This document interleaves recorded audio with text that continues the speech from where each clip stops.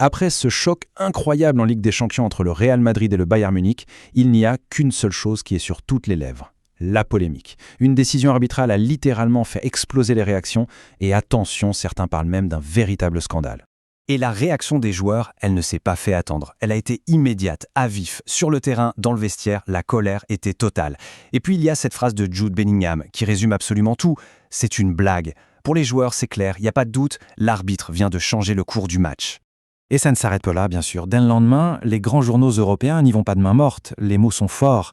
Et l'une des accusations qui revient, la plus frappante peut-être, c'est celle-ci. Abus de pouvoir. Ça vise directement l'arbitre, accusé d'avoir dépassé les bornes à un moment aussi crucial. En Espagne, alors là, c'est encore un autre niveau. Le ton est sans équivoque. On parle carrément d'une décision scandaleuse. Un geste qui a tout fait basculer et qui a, pour beaucoup, gâché ce qu'aurait dû être une magnifique soirée de foot. Bon, alors comment est-ce qu'on en est arrivé là ? Comment un match aussi spectaculaire entre deux géants du foot européen a pu basculer comme ça, si brutalement dans la controverse ? C'est ce qu'on va décortiquer. Parce qu'il faut se remettre dans le contexte, le match était complètement fou. Le Real Madrid, le Bayern Munich, ils se sont rendus coup pour coup. C'était une rencontre d'une intensité incroyable.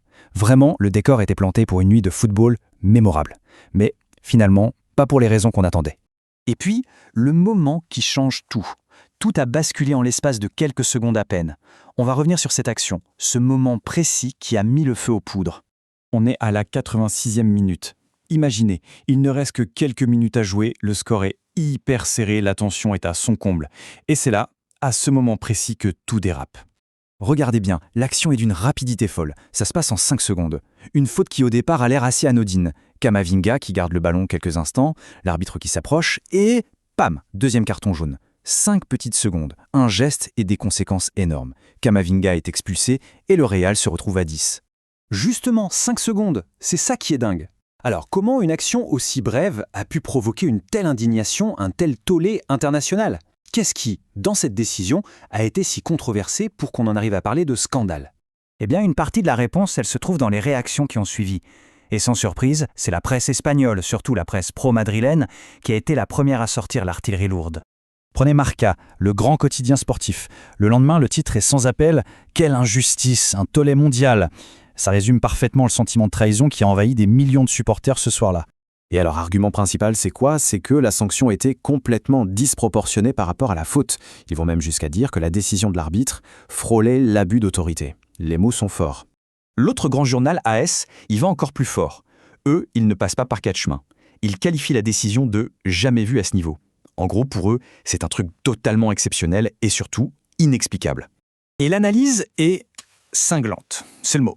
Ils accusent carrément l'arbitre de détester le football et d'avoir ruiné ce qui était une véritable cérémonie des Oscars. L'image est belle, non ? Un spectacle magnifique qui aurait été gâché par une seule personne. Ok, on a vu la presse, qui est souvent dans l'émotion. Mais au-delà de la passion des journalistes, que disent les experts ?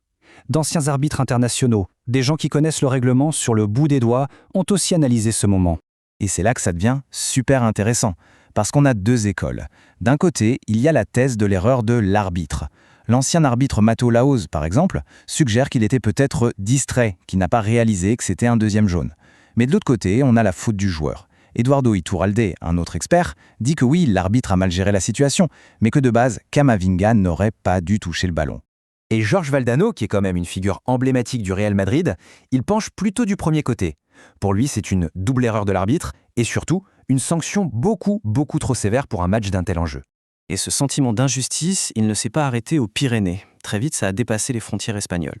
Un peu partout en Europe, les médias ont partagé un point de vue assez similaire.